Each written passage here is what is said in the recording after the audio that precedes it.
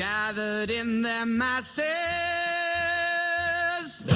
just like witches at black masses. Evil minds that plot destruction, sorcerer of death's construction.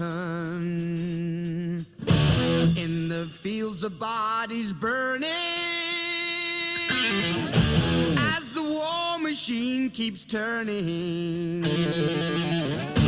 Death and hatred to mankind, poisoning their brainwashed minds. Oh, Lord, yeah.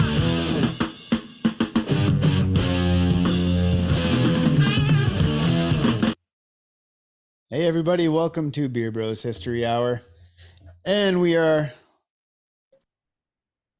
experiencing history in the making right now. We're in momentous times. What say Yes. you, Brutus? Or should I say, bruh? Yeah, I mean, it's definitely earth-shattering times we're witnessing. We're in kind of the death throes of the I mean, I don't even know if we can even call us an American Republic anymore. It's more so the American Empire, and we're on our deathbed. I think we're at the most critical point in world history since the birth of Jesus. Maybe to your perspective, yes. That's an interesting viewpoint. I think the world just keeps on turning. It doesn't give a shit less what we're doing down here. All right. Not world history then. How about human history? How's that sound? Does that sound better? Yes, in human history, yes, absolutely. Yeah. I mean, you could call it a million things. Personally, I agree with the term fourth turning, which was a term that it was popularized, pardon me, by political scientists and theorists back in the 1990s. And especially, a man named Neil Howe.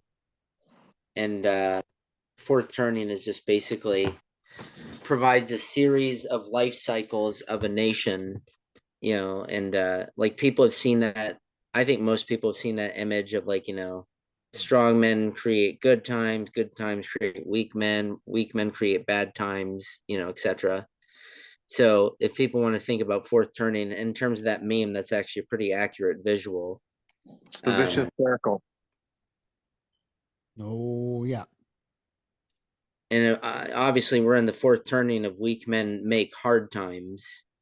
Well, we've had 2 generations of weak men creating what the shitstorm we have now. So yeah, absolutely. Yeah, completely. Starting with the boomers, and it's not that our generation's been any better, honestly. Actually, no, you could say 3 generations, because you got the boomers, the Gen Xers, and us that have all. But we're a little young still, our generation, to have had a major impact. The Gen Xers and the boomers are the ones that have been really running the show for the last 60 years. Yeah, absolutely. No, I agree with that. I mean, we're coming into our own now, more millennials are, like, for example, owning houses or getting involved in the process, but you're right, we're not like moving things yet on our own.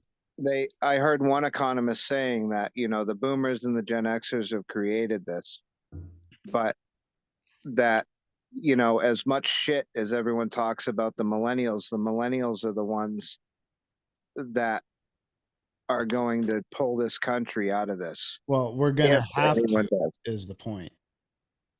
Right. But the thing is, Ronnie, me and you, Ben, you're a couple years younger than we are, right? Yeah, probably. Yeah, a few years behind you. Yeah. So, Ronnie, me and you we only missed Gen X by 1 year. Like, we're the oldest group of millennials. I think it was 2, but was it 2? Yeah, I think Gen X was up to like 82. If I remember, I could be wrong. I thought it was 83, but right on the line. Yeah, we're in the older group of millennials. So we were Yeah. we would like we were still raised like Gen Xers. You know what I mean? Um Well, anyway, because you look where when our mom was born, she still falls under the boomer. yeah. She was born in the late 50s. I think what was that, like 44? I think like 44 to 60 something. Yeah. Yeah, because Gen X is like 60, 68 to 82, I think, or something like that. All right, Gen X is 65 to 81, so we missed it. Okay, 3 years. Yeah. So millennial started 82. Yeah. All right. Yeah.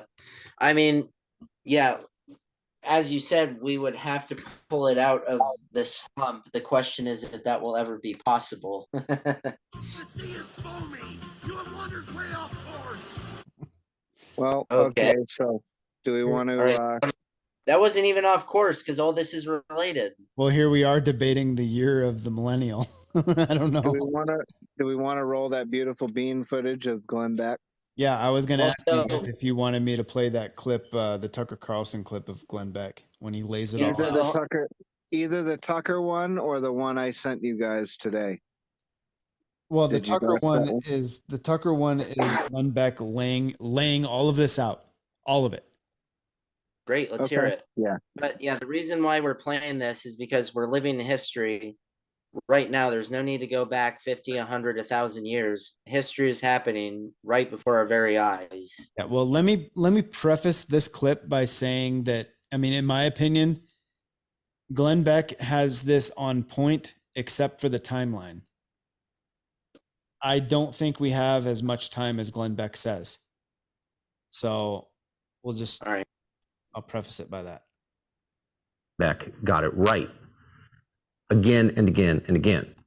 So we thought tonight is the perfect opportunity to hear from him. He's the co-founder of Blaze Media. He's just written a book called The Great Reset, and he joins us now for an overview of what we're watching. Glenn Beck, thank you so much for coming on tonight. How Thank you. It's would you very interpret kind of you this? to say. Well, it's true. So let me, I've got a couple of things here for you. Let me just go through. I'm going to bring I think, a different perspective to this. We have the banking crisis. They say it's fine. It's just beginning. Yesterday, we had the Saudis and Brazil and China enter a deal to where the petrodollar is over. Brazil and China are going to trade in their own currency. That's the beginning of the end of our currency. That means a dollar collapse. That means we become Venezuela. We will have war with China. We will have war with Russia and Iran. We have the restrict bill. We have social media and our NSA and everybody else in bed with each other, silencing people. We, of course, have the raccoon dogs, which we all know is bullcrap. And now this week, we have a new gun grab that they're trying to do. Biden and his family taking money from the Chinese. What do you think this Donald Trump thing is really all about? The America that we knew, the fundamental transformation that started in 2008, is finished. We are no longer viewed as a superpower. We are now an elderly, we're Joe Biden just walking into the twilight. What this is all about, I believe, is trying to inflame this country. They've wanted violence from the right from the beginning. They can't wait it. They need it, because if we strike out, look at January 6th, the day they're letting the shaman out of prison because it was all trumped up. Thank you, Tucker Carlson, for revealing this. The day they're letting him out, they do this to Donald Trump. They want you to strike out. Why? Because then they can close the cage. I'm going to make another prediction for you, Tucker. You said I got it right. Well, everything I've been talking about since '08, this is the time. I'm going to make a prediction. By 2025, We are going to be at war. We are going to have a new dollar, a currency that probably is coming from the central bank. We'll have a currency collapse, and we will live in a virtual police state. I know that might sound crazy to a lot of people. It's not far off. The Bill of Rights is gone. Nobody is paying attention. Where are the Republicans? Where are the decent Democrats that can see this is insanity? Donald Trump, the reason why this is going to help Donald Trump, and that's why I don't think they're doing it so he can't run. They're doing it because they want people to strike out. Please turn to God, repent, pray for our country, pray for peace. Put on the full armor of God. But here's what's really what they miss. Donald Trump is not even a person anymore. He is a symbol. He is a symbol of the average everyday guy that keeps getting screwed every single time. Watches other people screw up big banks, screw up their companies, and get away with it. They see people all the time doing stuff that they know if they did, they'd be in prison for 20 years. But because they're not part of the elite, they get away with it. Donald Trump has taken arrow after arrow, and that's why this is the way the average American feels tonight. Yeah. Yeah, that's a good one. There's also the other video where he was talking about Brazil and China, because I think that's an equally important video. Talking about the collapse of the US dollar, because Glenn was telling people, probably correctly, you might be hearing from some people that we're going into recession. That's false. You might hear from others that we're even facing a depression. That is also false. He's talking about epochal change, a collapse of the US dollar. And I guess he did kind of briefly touch on that at the end. Right. And, I've run into this myself because I've been talking about this to people and trying to warn people for months now. And, everyone I talk to, I think, misunderstands me because I start talking about, the collapse of the dollar and your money's not going to be worth anything. You're going to wake up one morning and your savings are gone. And they mistakenly think that I'm talking about, the banks are going to collapse and you're going to wake up and the banks won't be open. And in part, that's true, but that's not what I'm talking about. I'm talking about the total implosion of our entire monetary system. It's gone.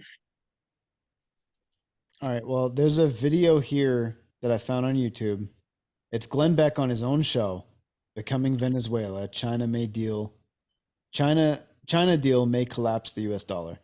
And this was posted yesterday.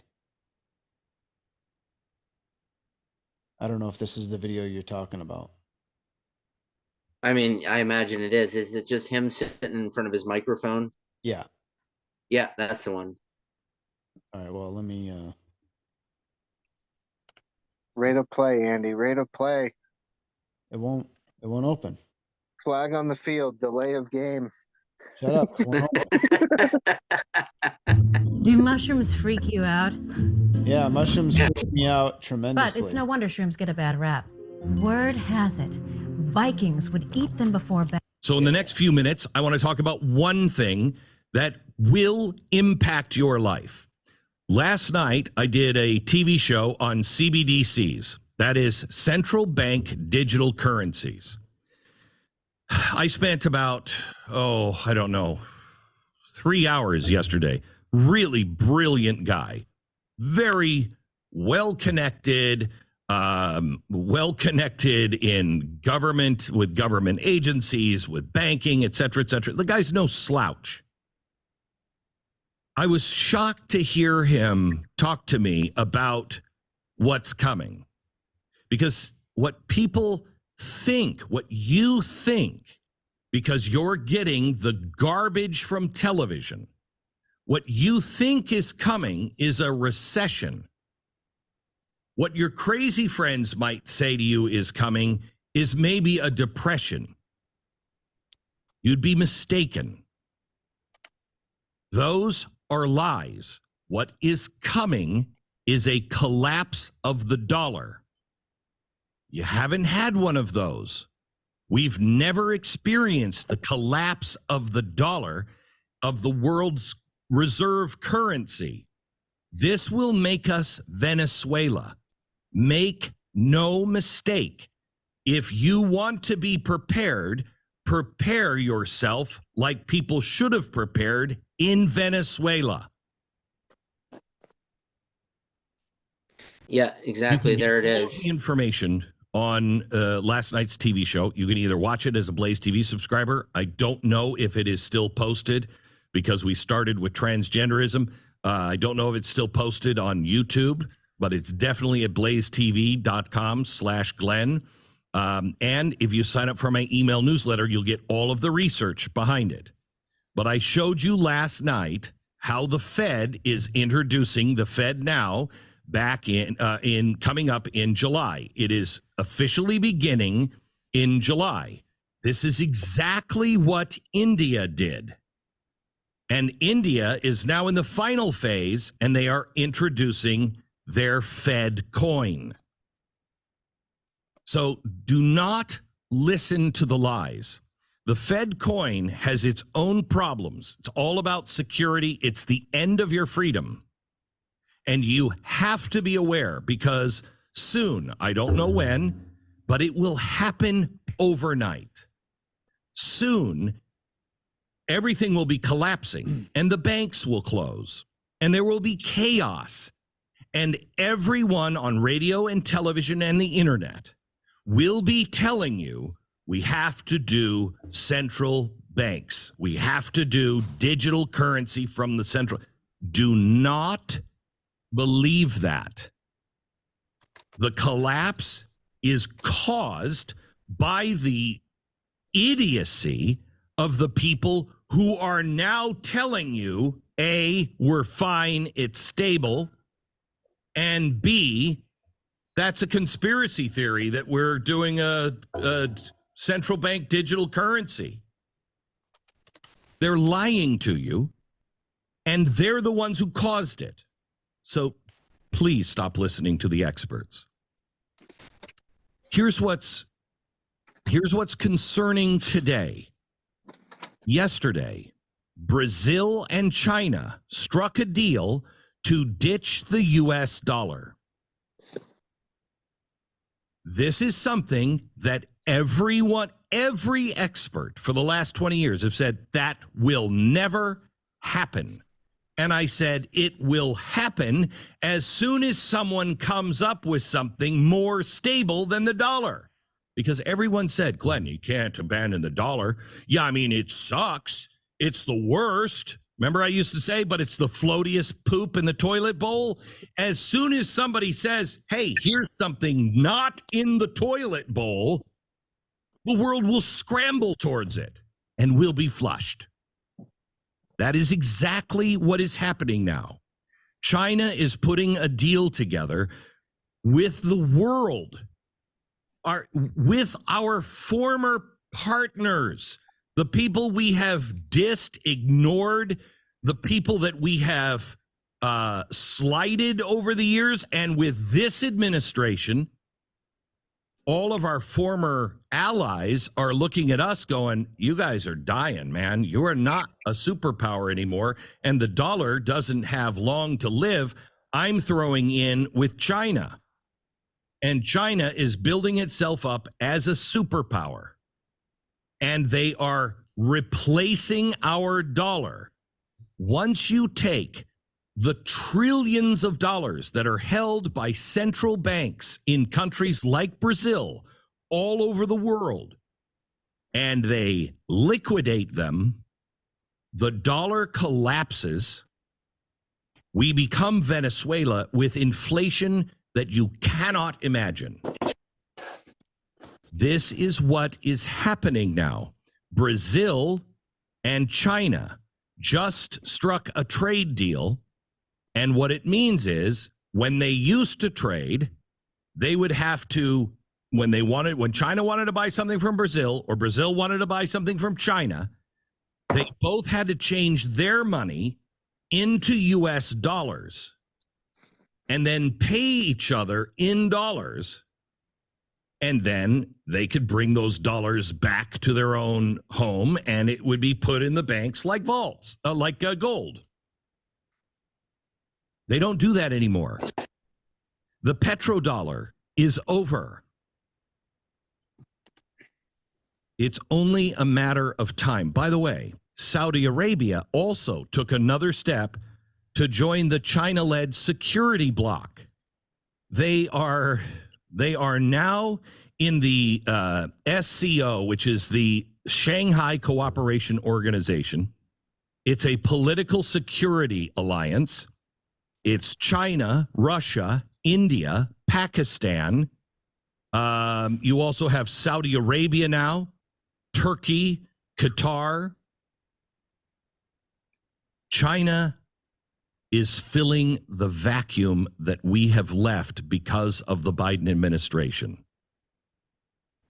I'm not going to argue about transgender people and genocide because that isn't true and it's not important because it's not true. This is true. These are the things you should concentrate on. Yep. Facts. Yeah.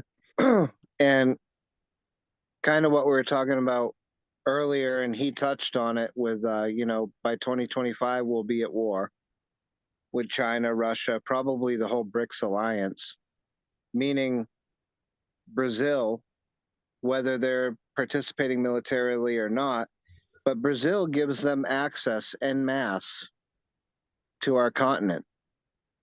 Yep. It doesn't matter if they have the mass sea lift capabilities to transport everybody quickly to establish a beachhead. All they got to do is have a deal with Brazil to use their land and amass there and march north.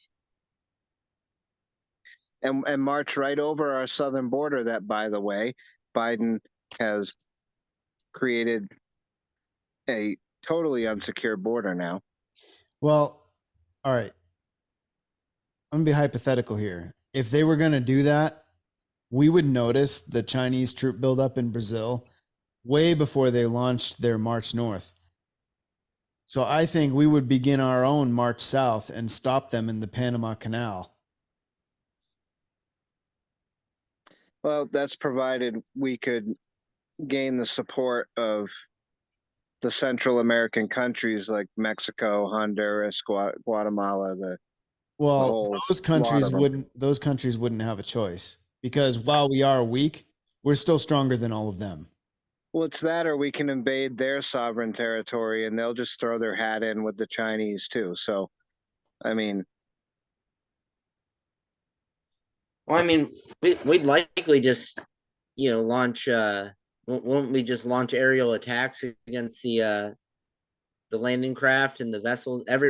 Just launch attacks against Brazil's ports. I would think that we would. I would think that we would have aerial bombardments to harass the enemy and whittle them down. But you're forgetting the logistical fact that it's hard to launch aerial and naval attacks when you don't have the money to buy fuel to launch those attacks.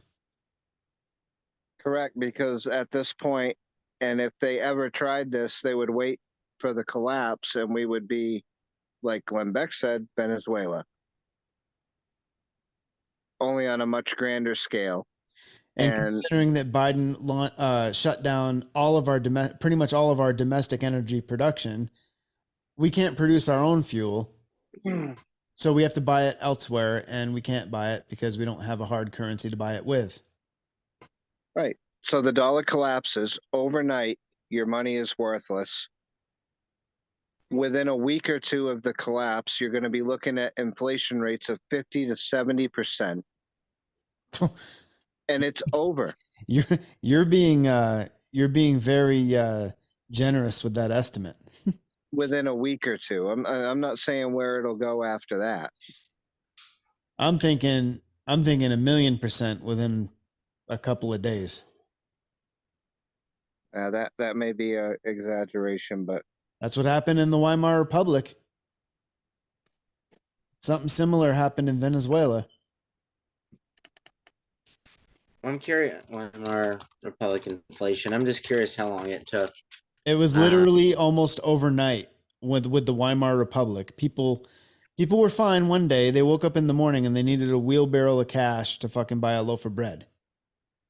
No, I remember that. Yeah, because when you read stories about how people felt so dehumanized, I mean, they're basically soulless and vacant by having to march miles upon end with wheelbarrows full of Deutschmarks, as you said, just to buy bread.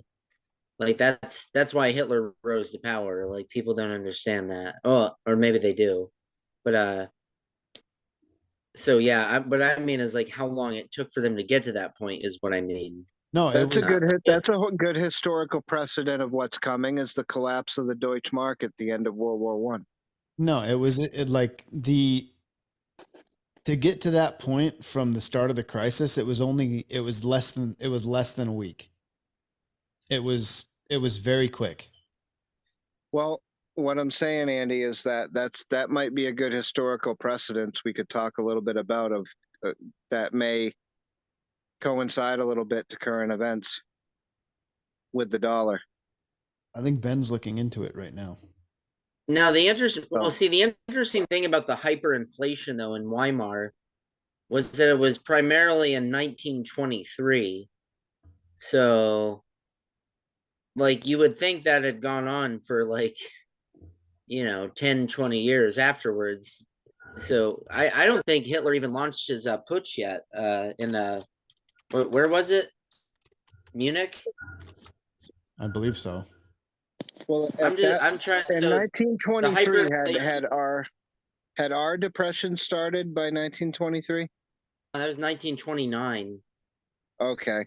So Yeah. Germans were already there. And yeah, Hitler's beer hall putsch was 1923 in November 1923. So he was obviously feeding off of that sensation. But it's weird because there was a period of stabilization with the German currency. With the Germans introduced and knew what was called the Rentenmark, and apparently that's stabilized. That's stabilized the situation. So I'm kind of if people need any more convincing, I believe it's the president or the leader of Kenya. Now, Kenya, okay, he came out in a statement to the people of Kenya and said, if you're holding US dollars, get out of dollars now. Get rid of them. That's what he told the people of Kenya. And I think he made that statement, sometime within the last couple of weeks. Right. And what March he said, 26th. Yeah. So what he said was that to get out of the dollar, if you're holding the dollar, get out of it. Because sometime in the next few weeks, everything is going to change. Yeah. Kenya just signed an oil deal with Saudi Arabia and the UAE. They're making the payment in Kenyan shillings rather than the dollar. Yep. So that's happening and everywhere. all this really accelerated. Let's not undermine it. All this really accelerated once we decided to back Ukraine. Mm-hmm. Ukraine is going to be the fucking death of the entire Western world just because they wanted to pwn Russia. But that's not all it is. Ukraine I know is the cash cow. They're the money bag of the Western world. But what I think is going on, and don't get me wrong, I love this country, but I think I think the rest of the world is sick and tired of our bullying. We've been bullying the rest of the world for fucking decades. Since World War II. We've been the world's fucking bully since World War II. And now the rest of the world is united against us, and they're going to crush us without firing a shot. Well, the chickens have come home to roost. You reap what you sow. Yep. We've literally pushed the entire world to a point where they're uniting against us. Well, and You you know know, what this- the other crazy thing is too, because like this whole Ukraine thing has just made people fucking stupid. I mean, just incredibly inane. Like you look at Switzerland, Switzerland's basically given up its neutrality. And just for historical reference, they stayed neutral in mother effing World War II, for example, against actual literal Hitler. They stayed neutral. But now they decide, oh, we're going to get involved. So now the bank, probably billions are being withdrawn from Switzerland. So now Switzerland's in a shitstorm too because they just couldn't keep their mouth. They let themselves get pressured, probably by us and the EU, and now they're getting fucked. no, it's going to be a big problem real soon.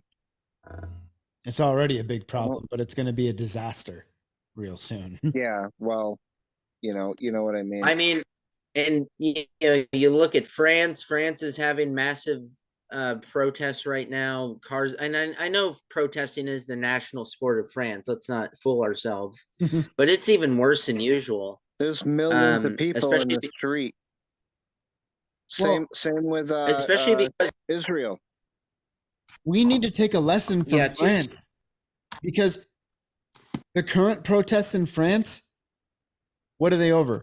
They're over a 2-year increase in the fucking retirement age. Oh, I That's remember why what they're I was gonna protesting. say. I was drawing a blank about the financial crisis and the collapse of the dollar. The Canadians are in the same boat. Yeah. Their currency's getting ready to collapse too, because they seem to think the same thing. You have Canadian, whoever the fuck they are, the financial minister, whoever's in charge of that bullshit, out, trying to convince people for a long time that printing more money will be deflationary, not inflationary, and had all these people fucking convinced. What? And now he's actually had to come out and recant what he said and admit that he was wrong and that yes, inflation is real. Well, anybody with half a brain would fucking realize he was wrong right the minute he said it. Yeah. You know? No, they're fucking idiots. I don't All of them. understand. I don't understand. Nobody could be willfully that fucking stupid. So it can't be stupidity or incompetence. It has to be intentional. Yep. well, it is intentional. Everything since January 2021 has been intentional. Like again, no one is this stupid. This is mouse of forethought. Right. But again, our empire is coming to an end. We fucked around, we pushed people around too much, And we and found out. then we found out. We're about to find out. But I mean, we need this. Personally, we do need a reset because look at the sickness in the country. I mean, I think one of the biggest things, one of the most horrifying things I've seen is after this school massacre in Tennessee that was committed by a team. Obviously, I'll be careful how I'm saying it. One of the Skittles people. And instead of, You talking about the the TR at November Sierra, Tango Romeo Alpha November Sierra person. And this is, I think, one of the first times in recorded media history where media personalities have largely sided with a mass shooter, for fuck's sake.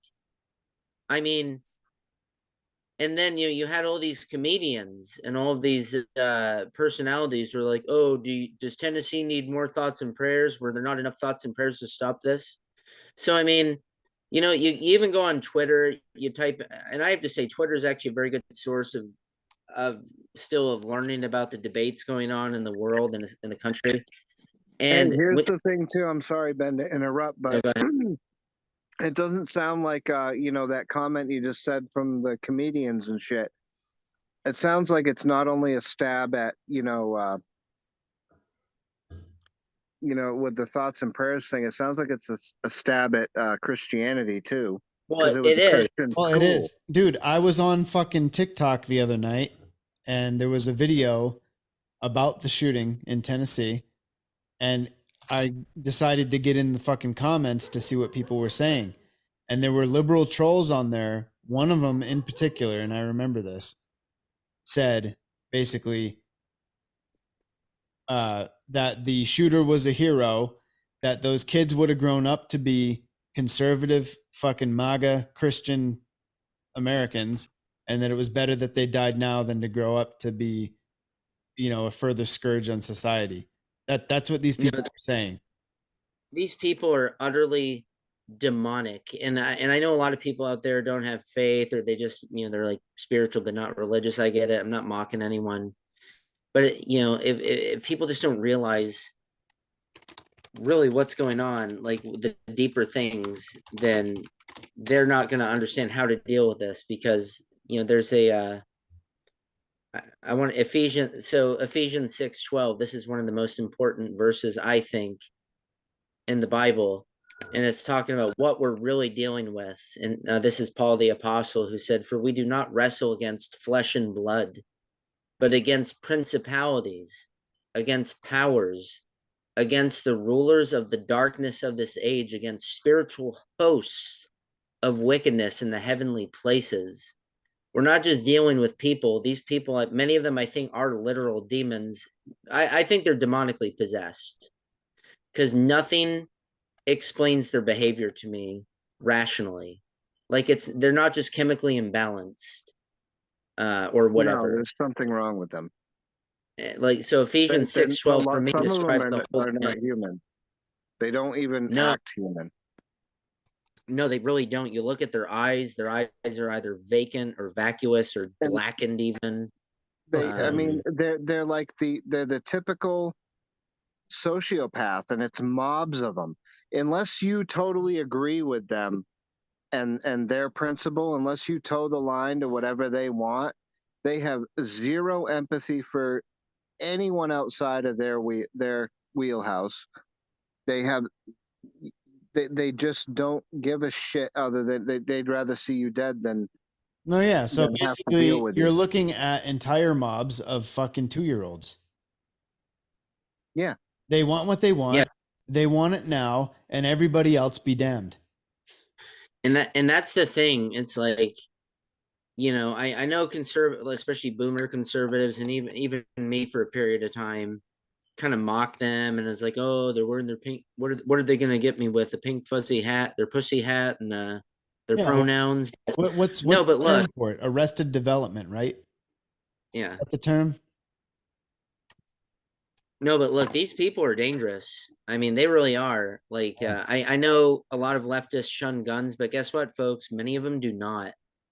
They really don't. A lot In of fact, these people are fucking veterans, combat veterans, even. And you look at them, and and you listen to their rhetoric and how they act. They're the textbook definition of zealots. Yep.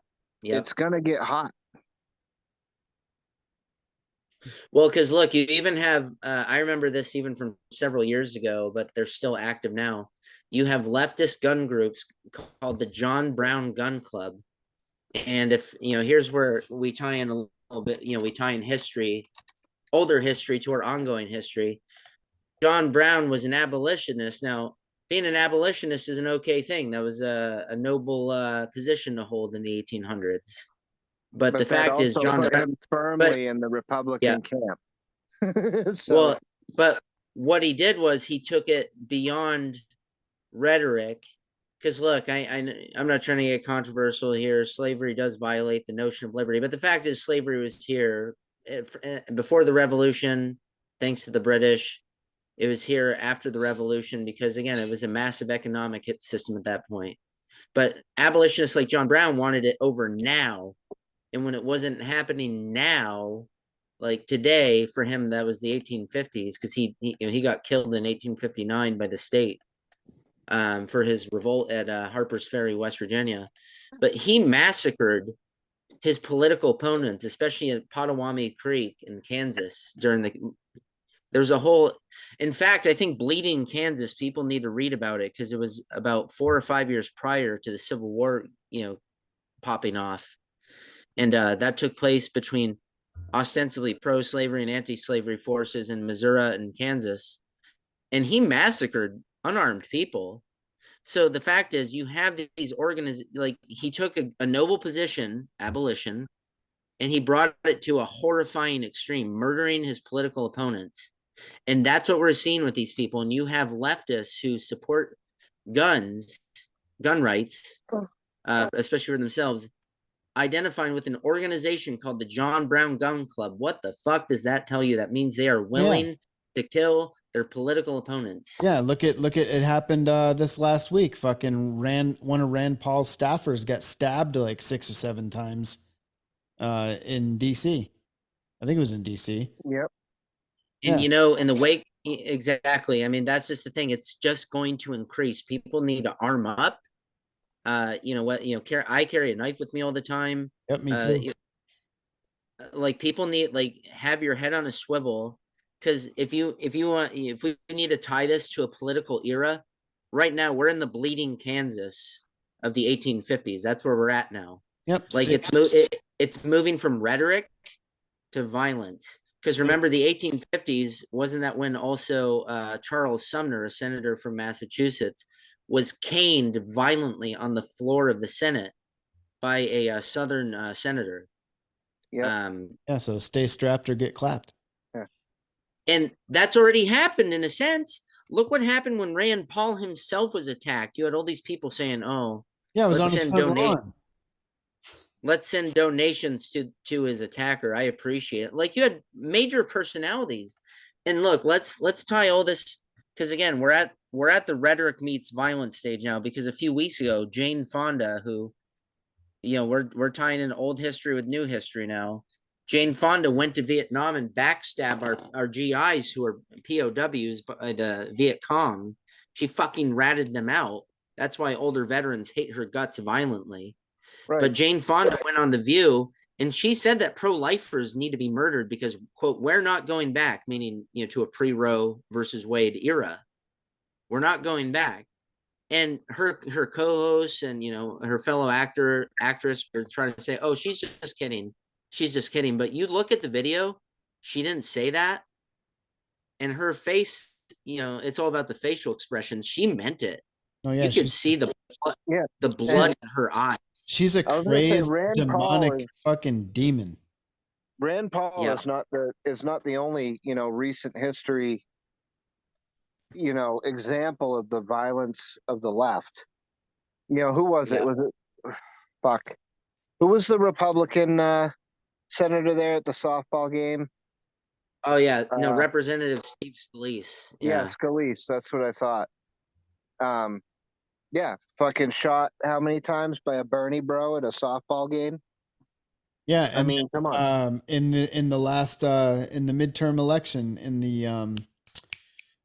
the campaign, and that guy was who was it? The Republican was campaigning, doing a speech, and some fucking lefty got up there on the stage and attacked him. Yeah, no, so yeah, bleeding Kansas is absolutely like the most pertinent thing about our present era.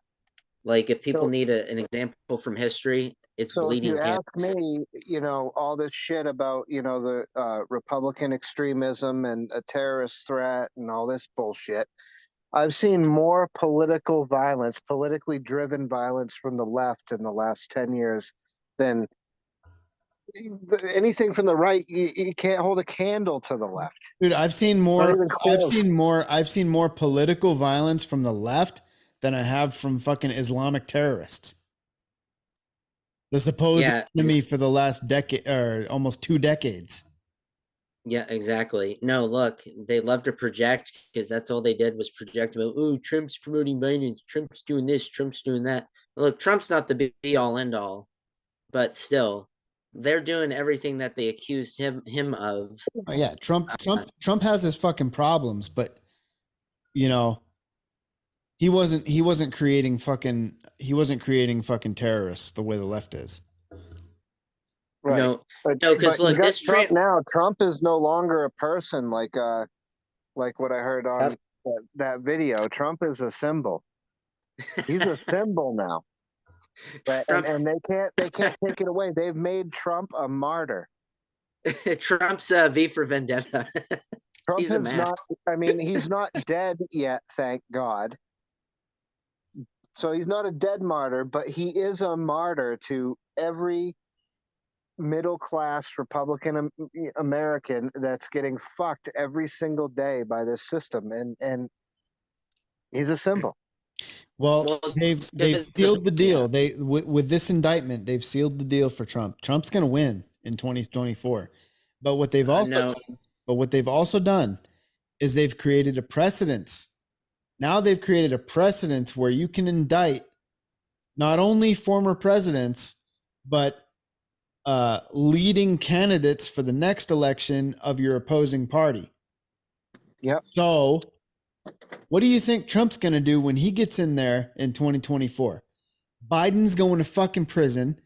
Hillary Clinton's going to fucking prison. Obama's going to prison. The rest of them, because they set the precedent with Trump. well, I think even if he does win, I think we're just like it's game over. It really is. It's game over. Well, Trump's Like going to these walk. people. They got no evidence. Trump's going to walk. But Well, no, I know he's gonna walk.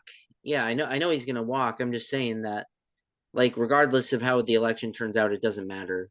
Well, that's Like, all. That's all hinging and providing that we don't totally collapse before 2024, and there actually is an election. that's my point. I mean, so, but no, I agree. If all things don't come to pass at that point in time, and somehow he magically wins, maybe because enough, milquetoast moderates and ignorant whites vote for him this time around, then yeah. No, because I think, look, he allowed Jared Kushner, his globalist son-in-law, to be his top advisor, and that Foxtrot Alpha Golf Oscar Tango talked him out of probably a lot of actions that he should have taken. So now that they've put this man through the ringer, he's taken off his gloves, and hopefully he ignores that prissy little emasculated non-male and just fucking wages eternal warfare on these people. I would have waged that warfare the first time around. Well, that's what I mean. I think his Right. son-in-law talked him out of it. I have a problem that I have a theory that by 2024, let's say there is an election and Trump gets in, the damage is already going to be done. It's not going to be anything that he's going to be able to repair in 4 years. Well, Well, and I agree with that too. it's either that or they're gonna by 2024. Obviously, if we're in a massive global conflict, they may just use the Patriot Act and keep Biden in power. Well, I mean, and that goes to another point. Like, if that's what they try to do, because you look at, like, I was searching Twitter, especially after this trans terrorist committed this massacre, and you type in national divorce and trans, and like you even have a lot of normies now saying we're done, we can't live with these people, this is impossible, they hate us, they've actively encouraged, especially once they've reviewed like the media response to Nashville, and it's like we're done, this isn't sustainable. So you know what I mean, there's so many different currents going on, and I think national divorce is one of those issues because you've got crazy lefties out there right now advocating for the extermination of the white race. that's what I'm talking about. So it's like, and in Texas they actually did file a bill, has been filed to present the issue of Texit, or the Texas independent vote, to the people of Texas. And hopefully everything going on will inspire enough conservatives, because obviously leftists want to hold Texas hostage to the regime, but hopefully you have enough people just say this bullshit's over, and Texas needs to lead the way, and then up north, because you've also got the Oregon one. Yep. Yeah, and that's more internal. That's like just joining Idaho, which I think is also a good idea too. Like, I'm all about state realignment, because tens of millions of conservatives are held hostage in numerous states by large metropolitan areas. Yeah. So then you got the new California split that's trying to work out using the West Virginia model. You got the New Hampshire secession movement. yeah, like all this is coming to a head. It really is. And honestly, maybe even splitting off from the empire, or at least nullifying the DC empire is the way to do it. Because like At some point, conservative states are just going to have to say no. That's all they'll have to do. Even if it's like, like send your troops to, like, we're going to call up the National Guard of your state to go to Ukraine to fight.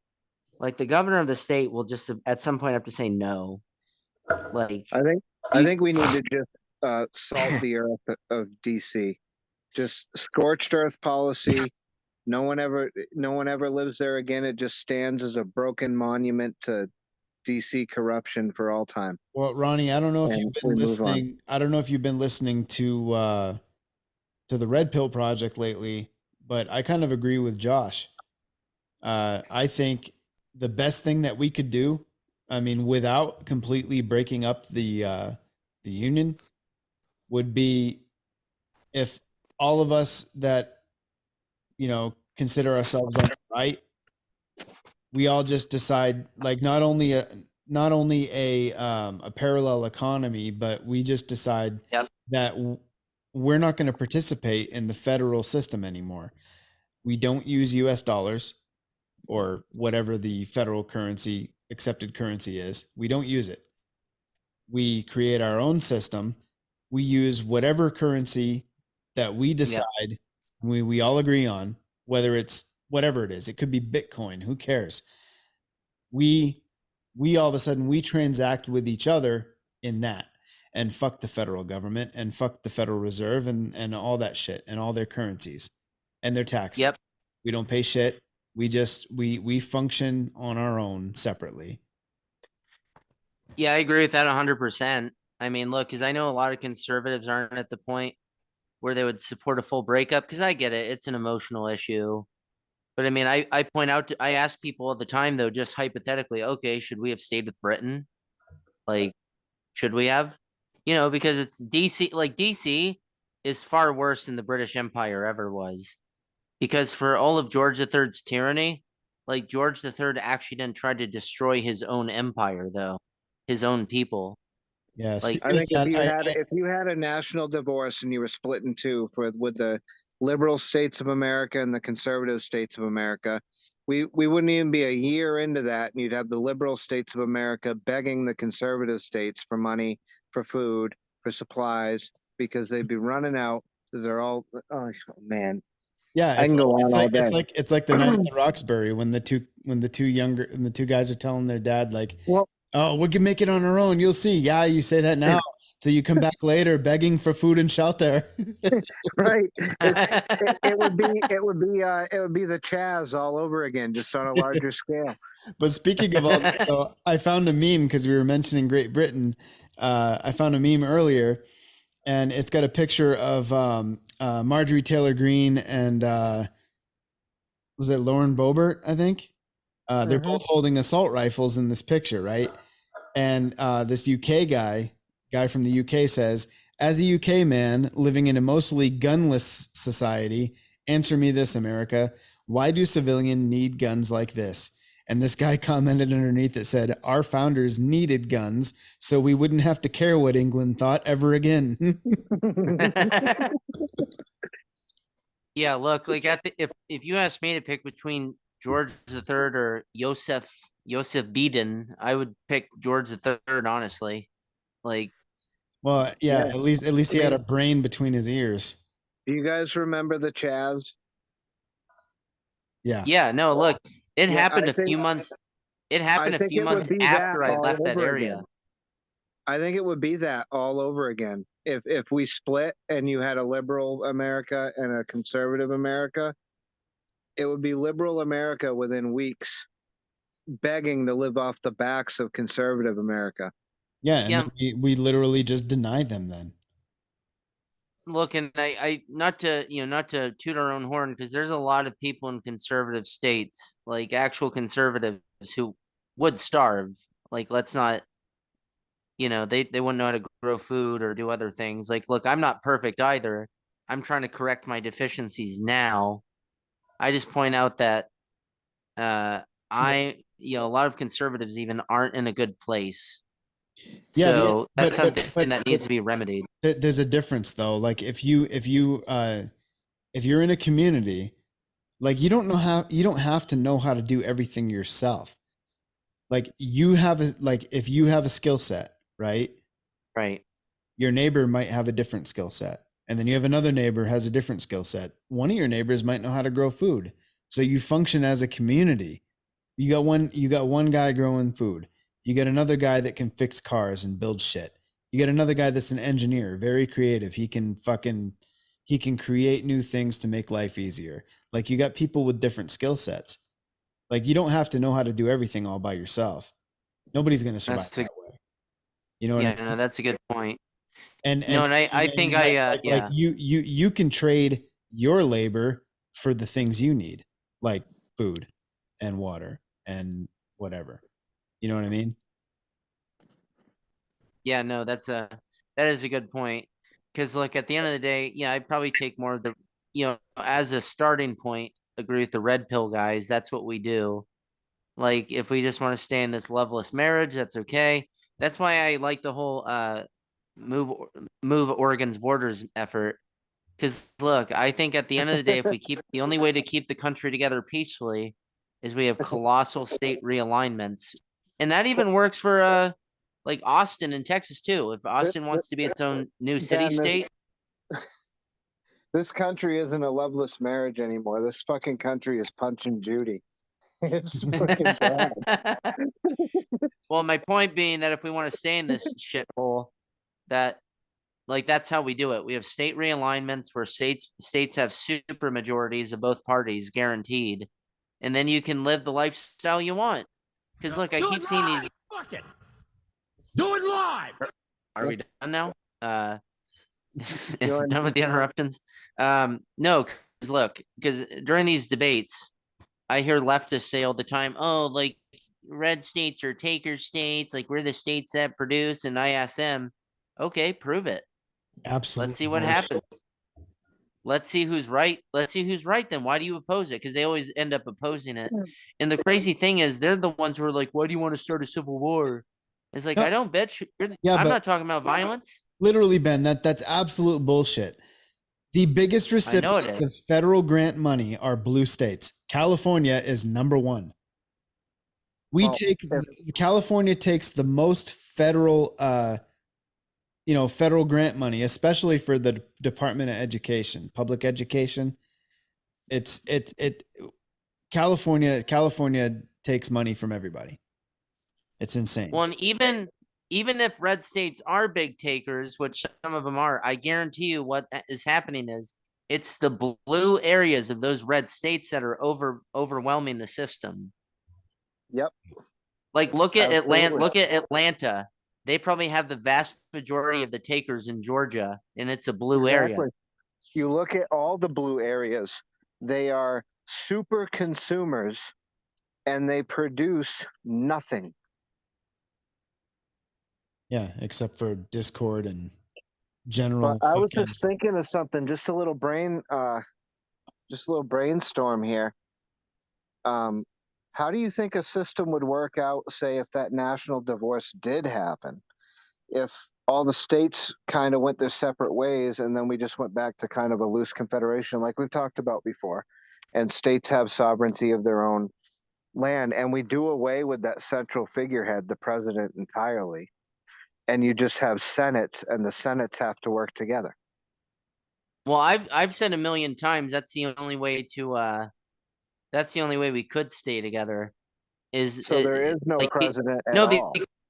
because look, we're at each other's throats primarily because of domestic issues. You go back to the Civil War, like, look, slavery was a big deal. It wasn't the only deal.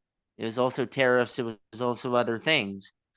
But it was domestic issues which caused people to be at each other's throats. And that's what it is today. It's abortion, it's guns, it's the trans issue, right? It's domestic issues. So the fact is, if coastal California and coastal Washington, Oregon, Massachusetts, you take all your leftist states, if they want to live their perverted lifestyles, I don't effing care. Like, we should just realign states to where conservatives are with conservatives, liberals are with liberals. I've said it again. That would even benefit liberals, like in Austin, for example. in Texas. They would become their own little city state, or they join with New Mexico somehow. And the fact is, then they could have their own domestic policies, and then conservative Alabama and, Arkansas, wherever, would have their own conservative domestic policies. And we would only be a loose military confederation that existed to prevent invasion. And that's it. That's all that unites us at that point. Yep. And would you still maintain open borders between the states, or would you Fuck set up? no, You'd have to have no. some kind of passport system. No, well, I'd even be okay with the transit, but when it comes to citizenship, absolutely not. Like, I think, for example, if I'm a legislator in Tennessee or whatever, like, I'd pass a law saying, okay, anyone from these states, we're going to review your voting history. I want to see your registration, how Well, you registered, how you voted. I want to see I would be cool with all of that, except for I would want to still have free travel, trade, and commerce between the states. Yeah, I don't mind all those, but when it comes to people actually relocating, that's where I did on that. Yeah. Yeah. Because I think Tennessee, for example, should be perfectly free to say, no, you're actually not going to live here. Sorry. Right. Or you can live here, but you're not going to vote here, and you're not going to influence our elections. Yeah, but also when you dissolve the federal government, you dissolve the military as well. So all that military hardware, the federal military hardware, gets divided between the coastal states for defense purposes. Would you go back to a more colonial days policy where, property owners can vote and everyone else is kind of like, eh?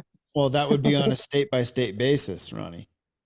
Right. Well, I'm going to say something a little controversial here, but it's what I believe. It's, universal suffrage is why we're at the position we're in today. That's why you get a Kamala Harris getting elected. That's why you get Ilhan Omar getting elected, because you allow, like, look, you live in your one house, right? Your one house is a conservative house, but next door to, someone, there's an apartment block full of fucking takers. And that apartment block full of takers is going to wipe you out quickly. Yeah, I'm sorry. I know it's controversial, but look, I think we need a modified, and I'm not talking about like white men only. I'm not talking about that, but we need a modified limited suffrage where it's a combination of things. One is property, because that shows you're invested in the community, in the tax base, in the society. Two, look, look, this is where I just part ways with libertarians. Like, if we're going to defend, we have to defend liberty, and that means restrictions. Like, liberty doesn't defend itself. I don't know what people think, but it's not self-sufficient by itself. Public service. So we're actually going to have to defend liberty. So that means compulsory public service. No, I'm against that. I Minimum, don't minimum think 2 that. years. I'm talking about maybe for border security, I'd be fine with that, not foreign stuff. But I think at some point we're gonna have like an ideological reason, permission to vote. It's like, all right, well, we see you moved from California. Oh, looks like you voted for Biden in 2020. I'm sorry, you can't vote. Yeah. Like, you do own property. You voted for the destruction of the country, therefore you don't get a vote here. That's just what I believe. Yeah, so you want to vote, go move back to California. You can vote there. So how? Because look, this goes back. Say the United States Navy. Let's say you did the national divorce and all the states went their separate ways. They're now, sovereign states. We don't have a centralized power. How would you go about divvying up the U.S. Navy between the states? Because that's what I said. Right now, I'm talking about a loose military confederation, so we'd still have a system in place to like fund the Navy, for example. Like, I'm not talking about a total split. All that military power is going to belong to, a handful of states that have the bases in them, and beyond that, everyone else is going to be defenseless.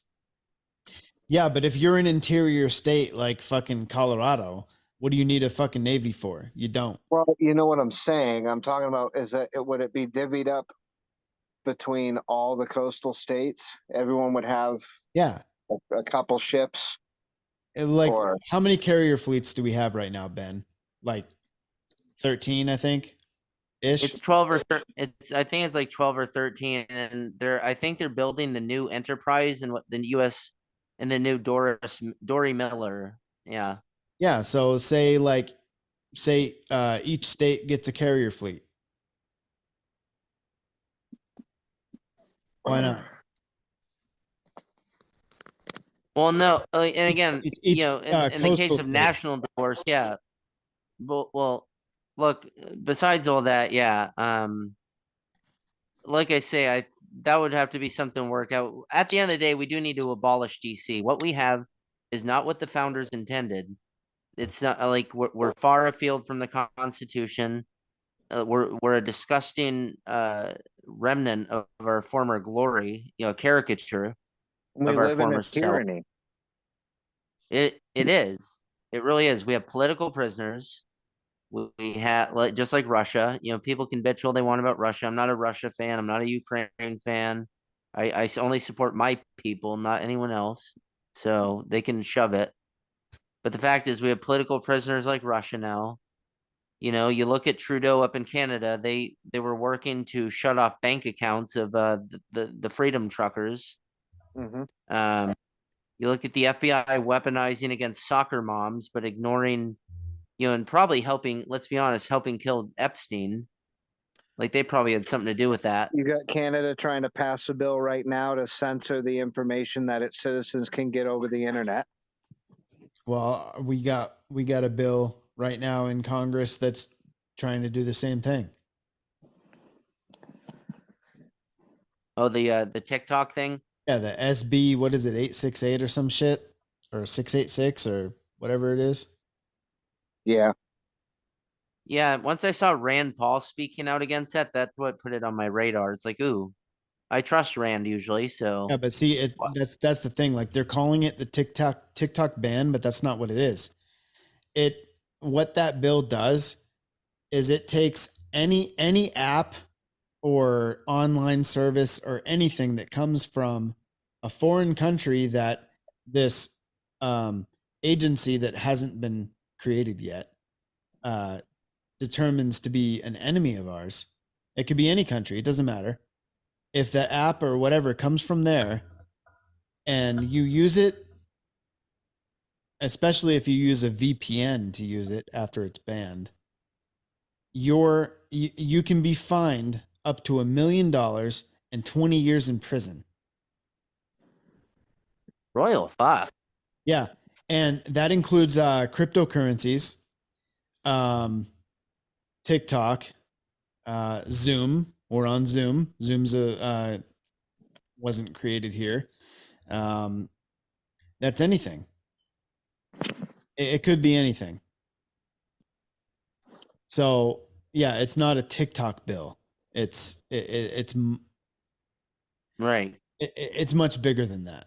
Well, Yeah, like I said, once I started hearing some of them speaking out against it, that's when my hair started standing up on my neck about it. Yeah. Here's a bill like that would be unconstitutional on its face, and U.S. citizens are not bound to obey any unconstitutional law, so they can fucking pound sand for all I care. That's the thing. It's like we have to stop acting like the federal government is all powerful. I know that was kind of an outcome that people believe became law, like after the Civil War or whatever. But no, we still have a 10th Amendment, and the 10th Amendment is it's actually a very clear amendment, and I just want to read it very quickly. It's not that long, but here it is.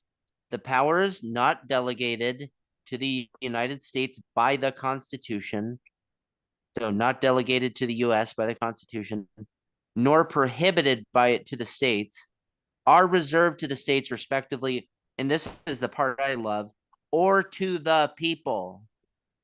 So the fact is, if it's not delegated in writing, like laid out, then they can't do it. It's just that simple. Like, fuck what some judge says. I mean, that's the thing. Like, people have to stop. This judicial tyranny we have is killing us. this isn't complicated stuff. If it's not delegated to the federal government, they can't do it, period. Yeah, That's and it. yeah, and that's the thing that people don't understand as well about the Constitution is the Constitution doesn't grant you anything. The Constitution restricts the government. Exactly. That's how people need to start. And again, the Civil War, you know, kind of destroyed that common understanding of that. And it's very it's upsetting at this point that people are so ignorant about it. Even conservatives, like it was like, oh, the Civil War solves, can't have it because of states' rights or whatever. It's like that's nothing to do with it, dude. Like Oh, the it's 10th like, Amendment is did I like the send the 10th video? Amendment. Yeah. Sorry, go ahead. No, I was just saying the 10th Amendment is probably just as equally important as the First and Second Amendments, and people really need to start using it way more often. Yeah, and Federalist 46. Did you guys listen to the video? I don't know. I don't know if I sent it to you guys. It was this guy explaining about, where we went wrong with the central bank system when we put it into place in whatever 1913, and that prior to that, the American people had veto power. Kind of a roundabout way in Right. with federal funding for their various bullshit they wanted to spend money on, wars or social programs or whatever, because prior to 1913 the federal government had to sell it to the people and get the people to buy bonds to fund what they wanted, and if they couldn't do that, then they couldn't do it. The people had veto power.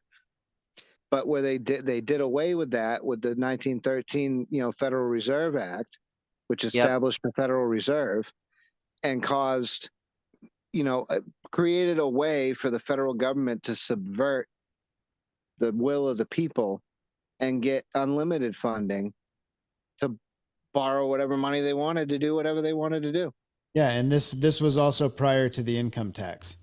So if the federal government wanted to pass a bill that would cost a lot of money, they had to sell it to the American people, like Ronnie said, because the American people directly would fund that program by buying federal bonds. So if the people didn't support it, they didn't buy the bonds, the project wouldn't get funded. Therefore, the project didn't happen. Yep. How we went wrong, because that sounds like a much better system. And why did the income tax? When did the first income tax appear? It was in 1862 to help pay for the Civil War. There you go.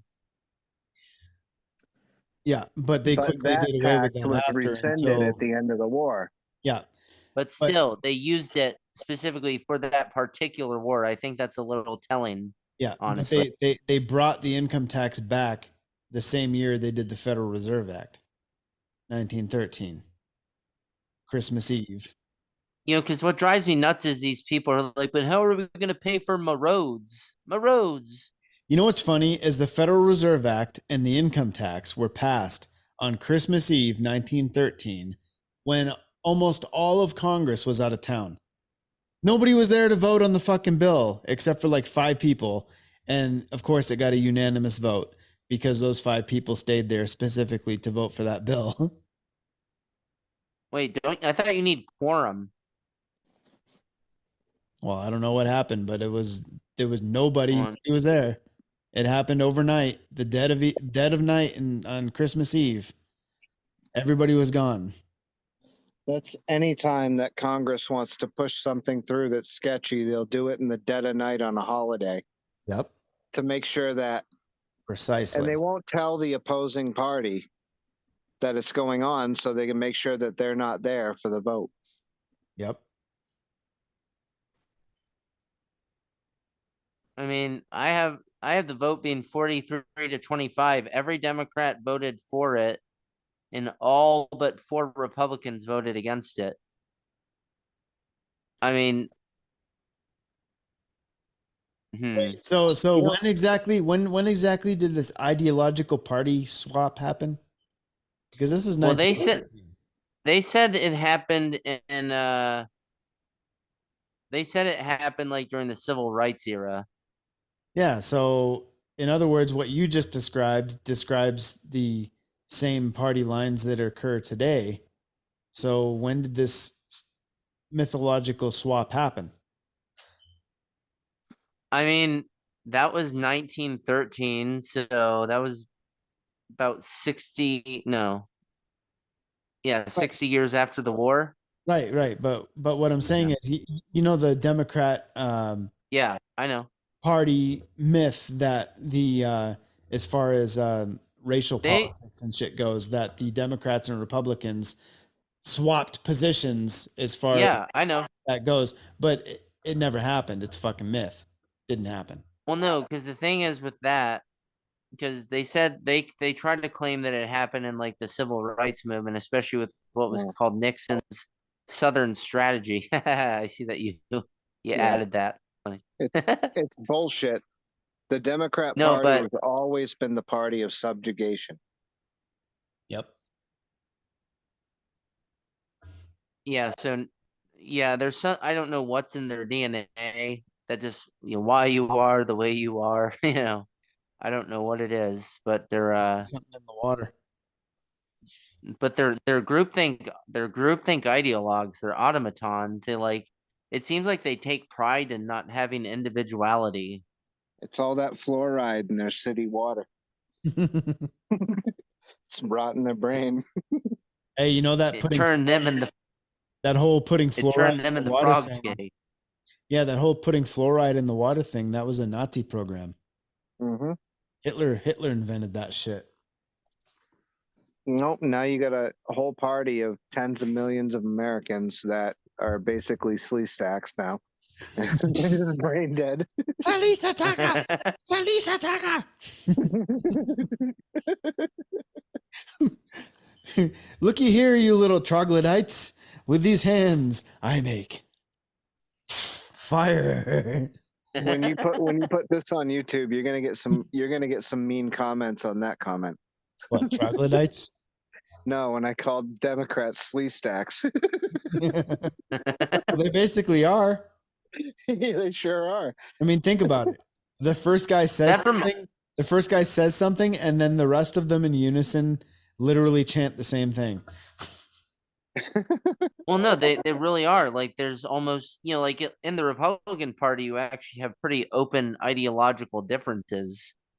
I mean, there's virtually no Democrat that stands out and is like makes statements that all are different from the party line, the party mantra. They're total like they really are communistic. Did you hear the media losing their minds over Kevin McCarthy releasing the videos to Tucker Carlson of January 6th that they wouldn't show in the hoax J6 committee? Yeah, they flip their shit, and I had to ask people to like, oh, blah blah blah. He only gave it to Tucker because then this and that because they support each other. It's like okay, I can understand that criticism. Why didn't Nancy Pelosi release all 40,000 hours to Let various me news agencies? Then let me ask you this, Ben, because you have a legal background as far as your profession goes. Is it a crime for the prosecution to withhold exonerating evidence from the defense? well, Well, let's say I'm not sure if it. I think I I think mean, I know where you're there is going, something. Andy. I mean, in California, it's a criminal offense, for example, to willfully to destroy or hide evidence that you know to be relevant to a trial, police investigation, inquiry, or other legal proceeding. It's actually in the state penal code, for example. I'll put it I this way. guarantee you that. I know that in New York with that DA with the grand jury shit, he is in some serious hot water right now for withholding evidence from the grand jury because it was evidence that seriously would have damaged his chances of getting an indictment. Good. Like, Fuck. and see, therein is again just one of those other things. This two-tiered system of justice, which is very communistic in its nature. It's like at this point, half the country, if when you once you have a two-tiered system of justice, you've destabilized the country because we were supposed to be built on the equal application of the law, Right. and that clearly has gone away. But like these major players, like the New York DA, I don't know, Biden, whoever, what do they really think's going to happen when the right finally has enough? Do they think that we're really going to let them walk? That we're going to let them live after all this shit? If all of a sudden the law doesn't matter anymore? Well, You know what I mean? I've had that conversation with people. It's like, especially a lot of the defund the police people. And look, I'm no blue line person, okay? Like, oh, the blue lives matter. I don't do that. Like, I respect cops who will side with us and protect our constitutional rights. Like the Those are the ones Tennessee, who, like and I'm going to say it, the Tennessee cops that took out that shooter. They yeah. For wasted no example, time. They did everything they could to stop that bitch as quickly as possible. yeah, and look, I stand with those particular cops. I don't like universally stand with all cops. It's just I'm not an ACAB person, but I'm also not a Blue Lives person. I stand with individuals who distinguish themselves in service. Yep, there we go. And because of my rant, I forgot where that was going. That's fine. It's I mean, Where it's where typical were Beer Bros fashion. no where were we going with that though? You would ask the question, and then I started off on that. Oh, when I said like, did these people like the New York DA and all this stuff? Oh, yeah. So, no, look, I've had that conversation with people. It's like, look, to all you defund the police people, imagine we defund the police, you get your special wish. Now who's going to protect you from people like right-wing gun nuts, for example, just to use their terminology? Who's going to protect you from them? Like, cuz I've told people, okay, let's have a scenario in here. Someone breaks into my house. I shoot them dead. I have no fear of retribution. I don't have to worry about did I ask them, did I try to have them surrender first, or did I try to coerce them to surrender before shooting? I don't have to worry about any of that now. And obviously, I'm being all hypothetical. Well, you wouldn't anyway Uh, because it's your word but against the dead man's.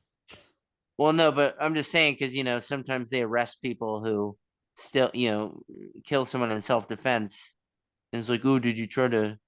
Or what? I just shoot them dead on my lawn. They're not even inside my house. And then I just drag their corpse to the street and I leave it there. Who's going to stop?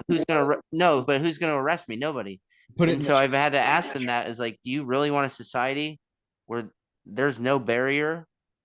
Because that's what's holding most people back right now is a relatively, like, I know the economy is destabilizing, but the mere presence or visual belief that the economy is still stable is what keeps most people peaceful.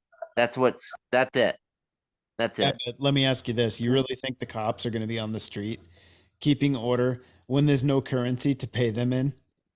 No, of course not. They're gonna form their Exactly. gangs too, because they're So gonna have body armor. They're so gonna have their literally every bit of restraint that the right has on them right now will be gone. well, and I've told all these people who've tried to cancel out people from their jobs or make them homeless. It's like, what the fuck do you think's gonna happen to you if you've made millions of people desperate to the point that they have nothing left to lose? You are stupid people. You are bringing about your own demise, is what you're doing at some point. And I don't want any of that to happen. I don't get wet dreams thinking about violence. I just don't. But it's just a reality. It's like you look at the French Revolution, because that's the kind of lunacy that these people experience. Like you read about the French Revolution, it was an orgy of violence, of mass death, of assassinations of political opponents. But what happened in the French Revolution is that they ended up killing their own leaders. Robespierre, he was the father of the French Revolution. They guillotined his ass or his head. They killed him. They killed multiple leaders of the actual French Revolution. So, and that's, and that's what you see today. Like look at the trans insanity. Like you have liberals canceling out liberals because they didn't use a pronoun or something. Like the Young Turks girl, this mad hot chick on the Young Turks, Anna something. You mean the young? She said birthing. Well, Yeah, that's because this Anna woke, Kasparian. this woke cancel culture was predestined at its inception to eventually eat itself. It can't not. It can't not. Once they run out of conservatives and dissenting views to cancel, then they'll start canceling each other. It will eat itself eventually.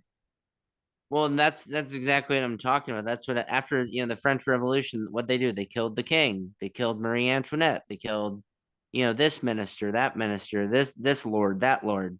They ran out of those Richie riches to kill, so then they went after each other, and that is what's happening with the left now. Because again, here's a good example. This Anna Kasparian girl, chick from the Young Turks. She actually blasted leftists for using the term birthing person or person with a uterus. It was one of those terms, and she blasted them for it. And she's a lunatic leftist. I mean, if you've heard her rants. Yeah. But the fact is now she's facing cancellation because she spoke out against their little pronoun cult. But you know what Yeah, though? the trans culture. You pronounced it wrong, like the group that she belongs to. It's actually the Young Turds. Not They are young turds. Yeah, I love that. That's great. We should throw them in the sewage treatment pond so they can sink to the bottom with the rest of the turds. Yep. But yeah, they just No, but see, but kind of like what I was getting at is, I think here in a few weeks, when the dollar is kaput, I mean, we're going to lose the majority of our police force. They're going to go home. So, oh well, no, I agree with that. Look, any fear of legal retribution from the righties doing whatever they want is going to go away. There's a good chance of total anarchy with the collapse of the monetary system. Exactly. And the trouble is that, if people think the police are going to keep order, no, the police are going to go home and protect their own families. Yep. They're not going to be at work. Yeah, and let me be 100% clear, wink, wink. I 100% plan on being in my own house with my own family and protecting my own shit. I'm not going to be on the street trying to cause trouble. I'm going to stay. No, that's a key point. That's a key point I was hearing today in the past few days. It's like the feds the feds are trying to goad us into violence. And look, it's not that we take abuse forever. Like let's say hypothetically, the government weaponizes the military, for example, against citizens, and they physically attack us. That would legitimize a violent response. That would. At that point, everybody would have a right to respond in kind. Right now, we're not at that stage. So anyone who's out there right now advocating for we gotta fight them, they're probably a Fed, okay? Yep. You can see them glowing in the fucking dark. They're bright green. They're Ray Epps. Like Ray Epps. They want it. They want it. They need it. They need the right to strike first. Yep, exactly. So don't take the bait if you're listening to this. Yep, no, we're just not at that stage right now. We're not at we're not at Lexington and Concord right now. So people need to chill out. Obviously, the best news I heard today, the best information I heard today, because I was listening to this while working, was working in my yard is, look, if people out there who first find God, I know a lot of people struggle with that concept, but now is the time to really be trying to find something bigger than yourself. And obviously family's important, so that's a good place to be too. But secondly is be prepared. Sorry. No, go ahead. No, I was just, and Oh. the second was to be prepared. Buy some extra cans when you go to the store. Stock up your shelves. You should do that anytime, but now is the time to just buy more rice and beans and other stuff, whatever extra Also, stuff. be prepared up here to defend what's yours, Yep. because there will be hungry mobs roaming around trying to Yeah, take what's and yours. here's the thing too with what Ben just said. Find God and that sort of thing. And I believe wholeheartedly in that. I mean, if you can, you should. But if you're one of those that doesn't want to be a believer and doesn't have any interest in that, I mean, just remember, it doesn't take a belief in God to not be a shitty person. And I agree with that, absolutely. I'm just saying, like, if because honestly, nothing else for me as a Christian, nothing else explains our current situation. That's why I think Ephesians 6:12 helps bring clarity to the moment we're in, because otherwise I think a lot of people are left scratching their head and wondering, why is all this going on? Why are they so crazy? And that's one thing I want to talk about too, is the use of the word crazy, because I hear a lot of boomers using that term. Mhm. It's like, those liberals are crazy. So when you hear that, you're dealing with probably a well-meaning boomer. That's some 1990s language that needs to be tossed into the garbage can. They're not crazy. They're insane. No, they're not insane. They're evil. They're straight up fucking evil. Like, they were crazy in the 90s. Crazy, and they're also not liberals anymore. Like, John F. Kennedy was a classical liberal in the appropriate political science sense. These people are out and out. At this point, they're morphing into genocidal communists because they keep talking about killing people. I mean, look, that's another thing I forgot, because there's so much news coming out now. So the fake governor of Arizona, she wasn't legitimately elected. Carrie Lake won, but they committed fraud in Maricopa. But the alleged governor of Arizona, Katie Hobbs, the Democrat, her chief of no, I'm sorry, it was, I believe, her communications director tweeted a violent image of basically her saying, "Me when I see transphobes," and it's a woman pointing a gun at someone, basically ready to shoot them dead. This is a person who's a speech person for a major quote unquote elected Democrat official. So again, these people aren't crazy. They're actually very translucent. They're very lucid in their thinking. They're just purely demoniacs at this point. Did this person So get banned on Twitter for their post? she had to resign, and it was only after pushback. And frankly, if she had been in a state like California, she probably wouldn't have had to, because there wouldn't have been any real pressure for that person to resign. Yeah, but she should have Arizona. been banned off of Twitter regardless, right? No, I agree.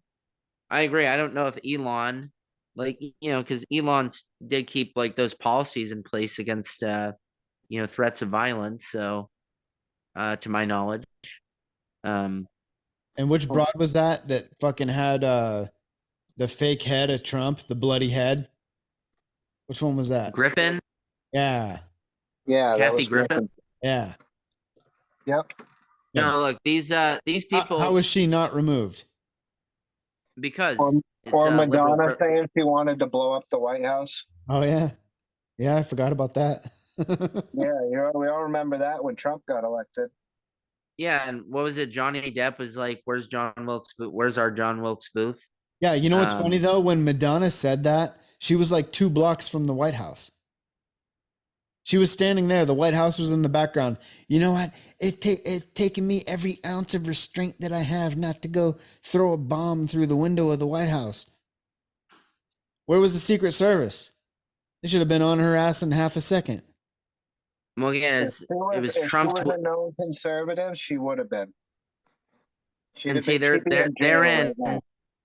therein lies Trump's weakness. Like, he shot himself in the foot. He should have, the first week he was in, he should have had every civil servant brought to his office, or at least their resumes and their social media history, and he should have mass fired thousands of people.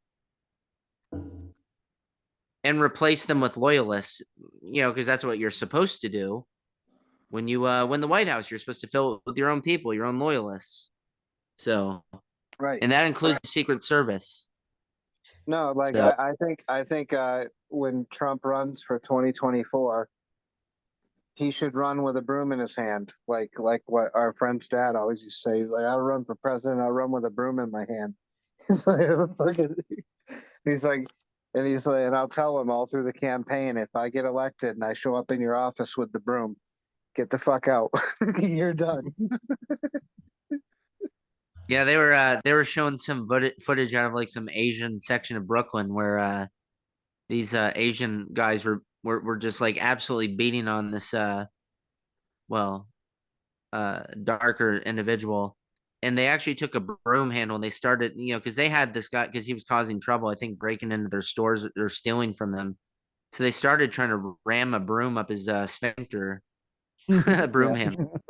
Well, I want to say it was in Ukraine, a few years ago when they were having protests about of the government, and fucking Ukrainian citizens were waiting outside of fucking in Kiev outside of government buildings.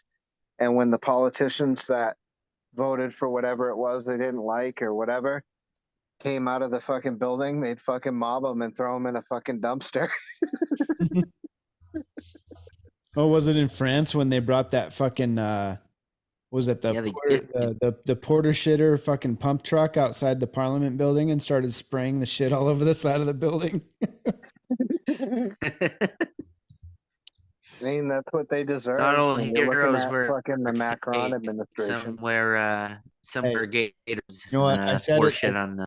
I said it earlier, and I'm going to say it again. We need to take some lessons from France, because right now, like all the civil discourse right now in France is all having to do with a measly 2-year increase in the retirement age.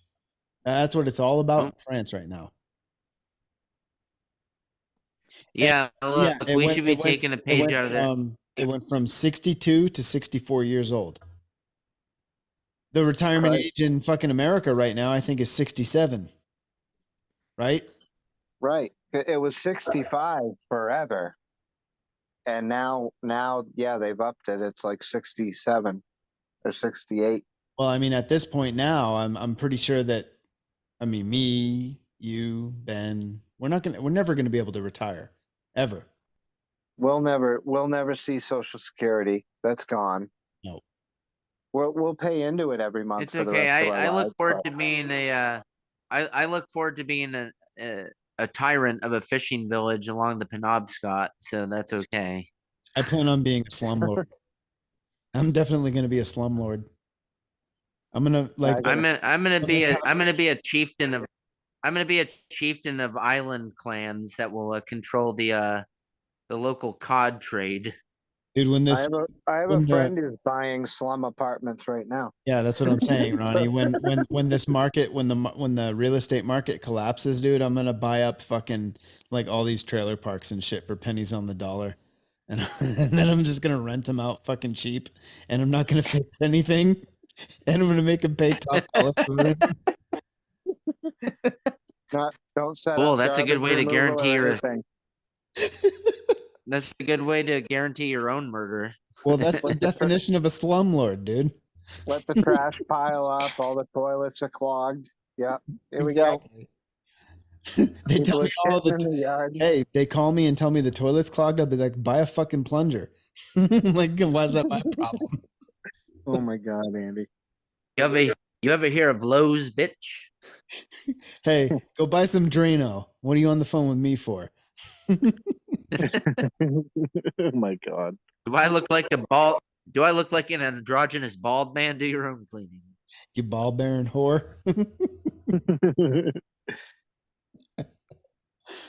Wow. So She is foamy. yeah, there's Andy. a lot going on. It's all right. No, look, because this is you know what? I remember something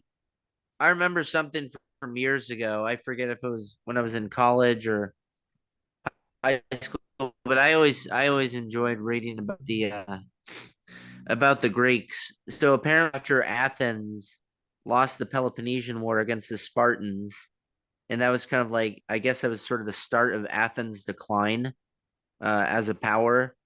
And apparently it was around that time of their loss that's when like comedy and mockery started really becoming a part of like theater. Yeah. So that always stuck with me Well, I mean, for but some but reason. that was mostly And because that's when it really, when you think about it. I was saying that was mostly because, as Leonidas in the movie put it, that the Athenians are philosophers and boy lovers. Hey, Spartan, No, but when you think about it, Spartan hoplites before they reached a certain age and actually during their entire military service until they reached, retirement age, lived in barracks. They weren't at home with their wives or anything at all. They were in barracks, and they would take young boys just entering service as their lovers, just like the Athenians. So I mean, they weren't innocent of that either.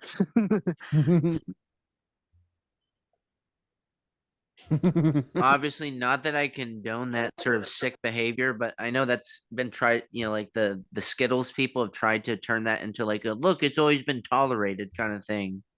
Whereas it wasn't them supporting like homosexual like marriage and relationships, for example.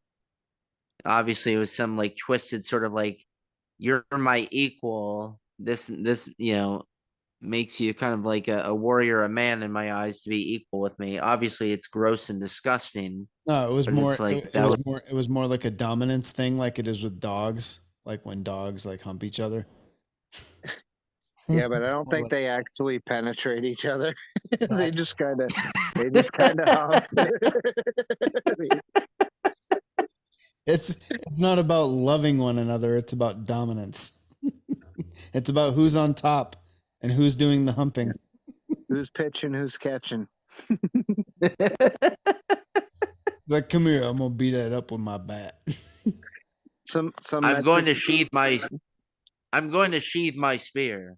some Hispanics that I used to work with in North Carolina, I asked them one day what they thought about, what was gay and what wasn't. And they said, they told me that basically the way they thought of it, if you're catching, you're gay. If you're pitching, you're fine. You're not gay.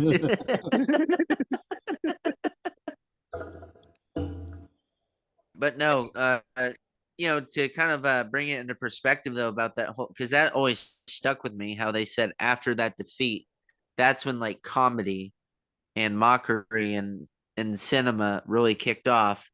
Because think about it, look at the decline of the British Empire, for example, which really kind of picked up in like the 1950s and onwards. Especially, you probably could really say it was the 1960s when that's when they started free falling. And who became very popular at that time? The Monty Python, right? Yeah. And it still lasts this day. They weren't, you didn't have comedy like that in the 40s, didn't have comedy like that in the 50s. You started having comedy like that when the British Empire was in free fall. So I don't know if it's part of that cycle of decline where maybe the comedy is just to provide a relief, a sounding board for people's destitute feelings about the decline of their country. Yeah, well, it's like when I got out of the military. Because obviously we didn't. Oh, you're lagging a little Yeah. bit. Then. My bad. You can talk. No, go ahead. I was just gonna make a joke. You were in the middle of a point. I thought you had finished, but then you kept talking because I don't know what it is. Your connection's kind of lagging a little.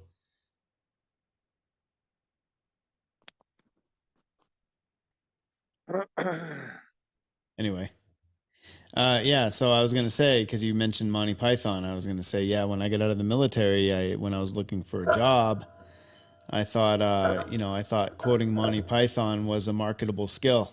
I quickly realized it wasn't. Right. Yeah. I call I call bullshit on that. That's absolutely a marketable skill, and I'll fight people over it. I fart in your general direction. I'm French. Why do you think we have this outrageous accent? What are you doing in England? Mind your Mind your own own business. Yeah, I will fight to the death anyone who says that's not a marketable skill. Your mother was a hamster, and your father smelt of elderberries. Now go away, or I should taunt you a second time. Is there anyone else up there we could talk to? No, No. now go away.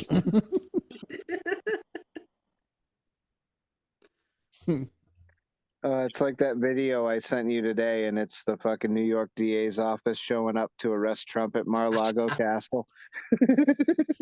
And it's that scene. But they just changed the word. I'll ask him, but I don't think it'll be so keen. He's already got one, you see? You see, he's playing golf, you see? What do you say? Are Oh, you sure he he's said playing he's already golf? got one. Oh, yes, sir. Oh, yes, it's a very nice, sir. I told them he's playing golf, and they're all snickering.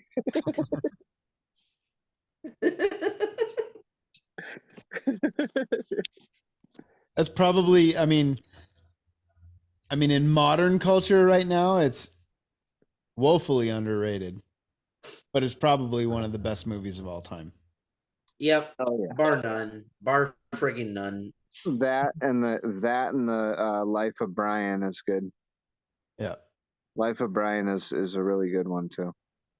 And you know what's And funny? Life of Brian, Life of Brian, they explored a little bit of that trans bullshit with the one guy who started talking about how he wanted to be a woman, and they're all berating him for it. But you can't be. Yeah, I think his name was Reggie. Yeah. You haven't got a womb. Yeah, they ultimately got the womb. They ultimately came up with the solution that they would fight for Reggie's right to want to have babies. Yeah. You fight all you Oh want, my it doesn't mean he's gonna grow a fucking vagina. And a fucking From now on, uterus. I want you to call me. From now on, I want you to call me Loretta. I will not. I will not. See, it's funny. It's funny when you look at that scene, because that was like, what was that, like 1977 or 78? It was somewhere around there. Yeah, it was definitely in the 70s. He's like, And he's like, what are you doing here? I've come to save you from peril. He's like, well, he's like, can I just have a little peril? No, it's too perilous. Well, you see, I thought your son was a lady. I can understand that. So whom shall I send? Not my gentle son. The mere sight of him would only encourage an enemy to take over the whole country. Let me tell you, if that was a cruel ploy, sign me up for another. And I Tell think me all if this. I touch this red button in just the right way, there's an explosion.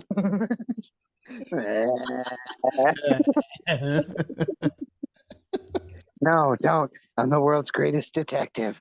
Found it. I like to use the alphabet. A is for Alfred. B is for Bat. What's this from? I feel left out.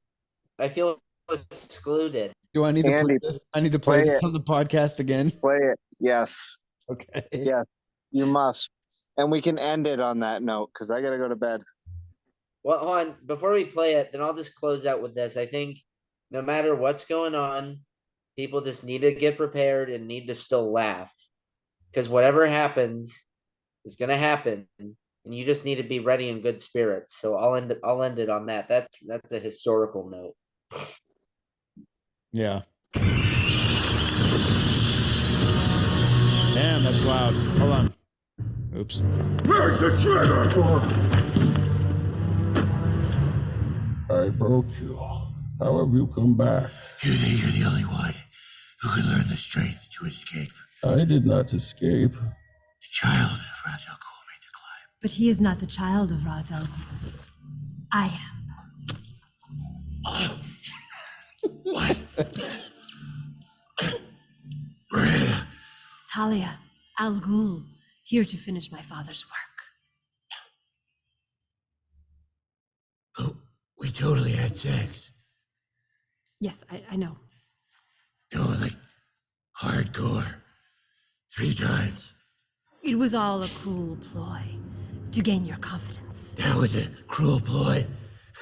Sign me up for another. It was great. When the mission is at hand, no act is off limits. Oh, I agree. Nothing was off limits. It was like an all-you-can-fuck buffet. Okay, Bruce, that's enough. Okay, let's get back on track. You must be wondering how we came to this moment, Mr. Wayne. Let me see if I recollect. Some stuff happened. You sucked my dick. My father. Like a lot. My father never. How was that, by the way? Are you done? I hadn't showered that day, and I fight crime in a rubber suit. Really seals in the flavor. Oh, dude, Jesus. My father only saw a monster who could not be tamed. You tamed my monster Okay, just shut up, okay? with your mouth in 2 other places Okay, in an order that would surprise you. enough. That's it. That is my love you're speaking to. I am her protector. That's ironic, because we didn't use any protection, and I offered. You motherfucker. No, Bane, it's fine. These words will be his last. Her last words were, "Spit in my mouth." Okay, do you understand what's happening right now? A bomb is about to blow up Gotham, and I stabbed you. I stabbed you first. Just to clarify, guy who breathes through a crab. It's not the first time one of us has shoved 9 hard inches up into somebody's ribs. He's like guy who breathes through a crab. Wasn't 9 inches. Except when I did it to her, she loved it. Enough! Soon you will feel the fire of 12 million souls you failed. So what you're saying is by touching that red spot in just the right way, there's an explosion? Exactly. We get it. You know I'm good at it. A is for Alfred. B is for bats. It's a clitoris, I get it. You don't have to show me. I found it. I'm the world's greatest detective. Give it. Yes, how He does it feel stabbed to have her something again. hard penetrate your body?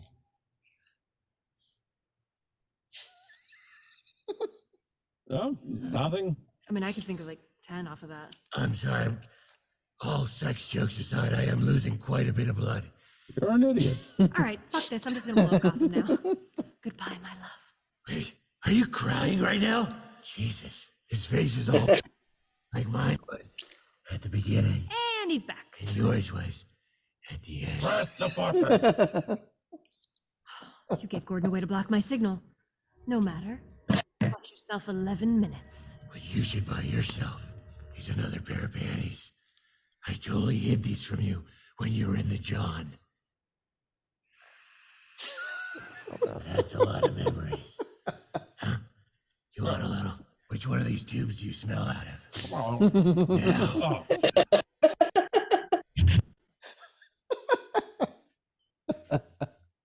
Now you have my permission to cry.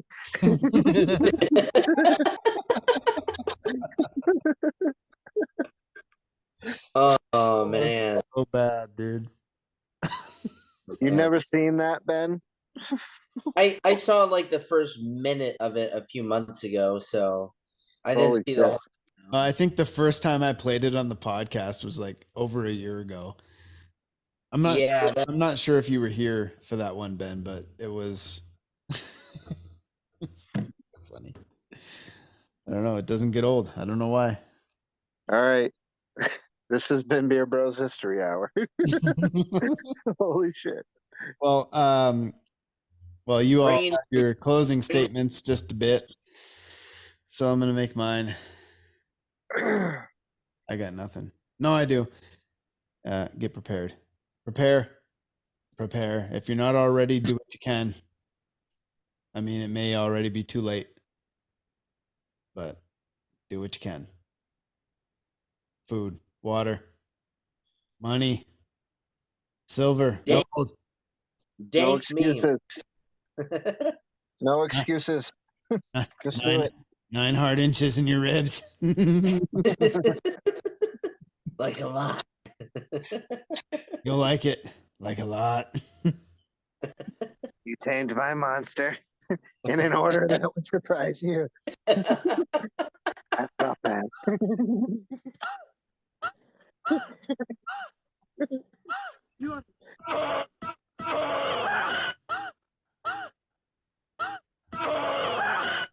Something like that.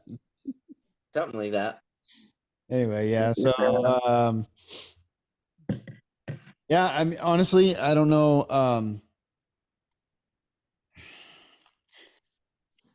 I don't know if we can continue calling this History Hour because with everything that's going on, Want to call it Beer Bros Doom and Gloom Hour?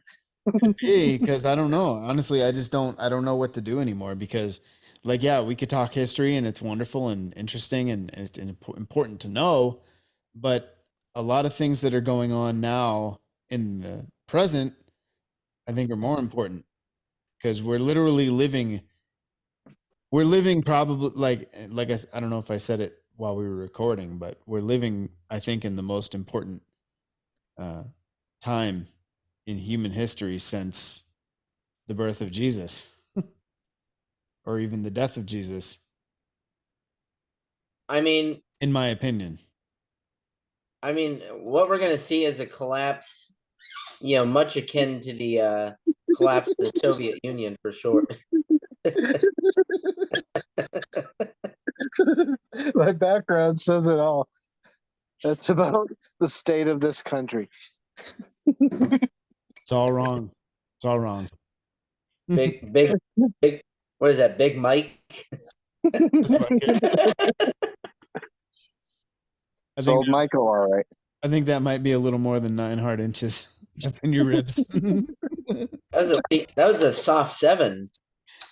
Easy.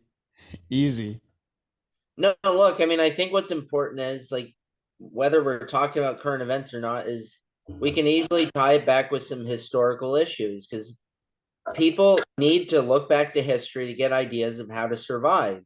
Like, for example, when we were talking, like if we're invaded, people need to read about before that happens.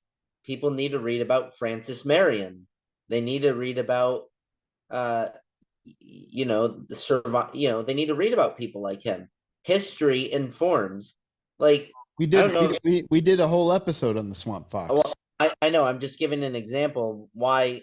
Yeah, I agree. What's going on now is very important to discuss, but we can also still tie the history of it in because that history will inform you how to move forward. Like, yeah, I mean, but you know what I'm saying though,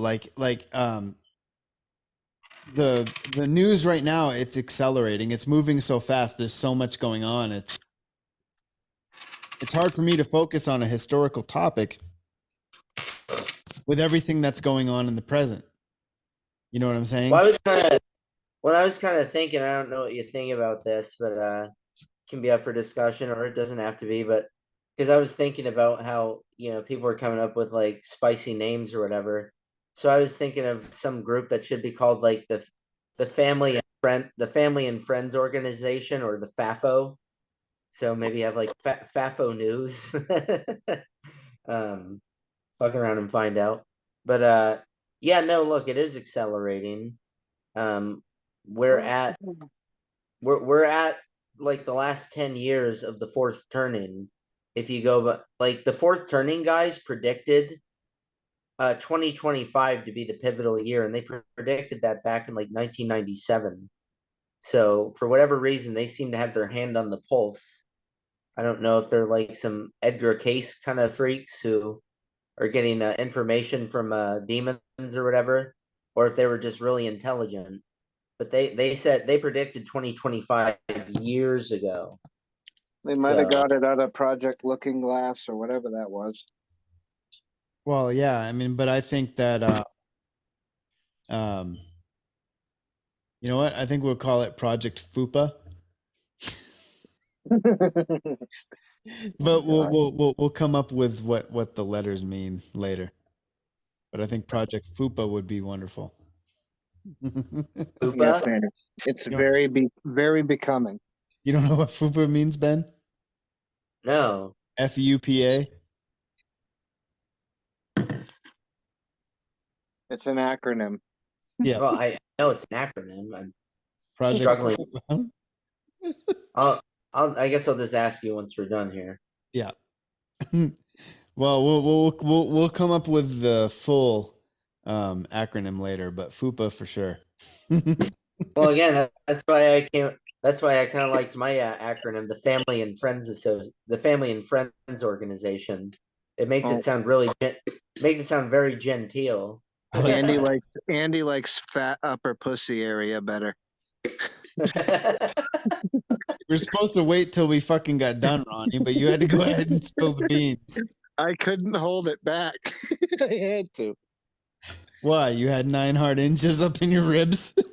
I had no self-control. I mean, just look at my backgrounds I put on all the time. You're the world's greatest detective. All right. So, Oh, God. I think that settles it. yeah, I'd say so. It's April 1st, 2023. This has been Beer Bros History Hour, and we're signing out. Yeah.